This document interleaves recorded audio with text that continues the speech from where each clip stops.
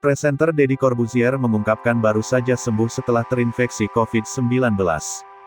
Deddy mengatakan, kondisinya saat itu sempat kritis dan hampir meninggal. Oleh karena itu, Deddy Corbuzier sempat menghilang 2 minggu dari podcast dan media sosialnya.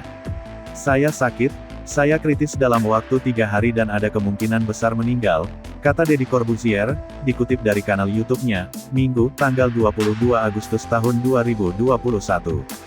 Deddy Corbuzier menceritakan, awalnya ia menjadi pasien COVID-19 tanpa gejala.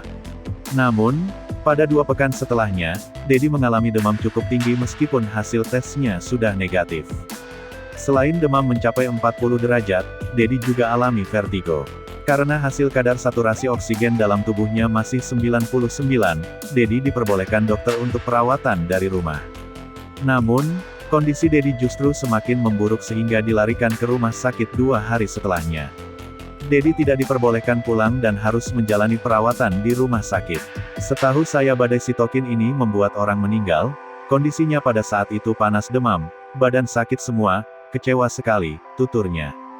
Deddy kecewa karena dia tak menyangka orang sepertinya yang selalu menjalani hidup sehat bisa terkena badai sitokin. "Saya olahraga tiap hari, vitamin D saya tinggi, zinc saya tinggi, saya bisa kena tanpa gejala, lalu minggu kedua, hancur saya," ucap Deddy.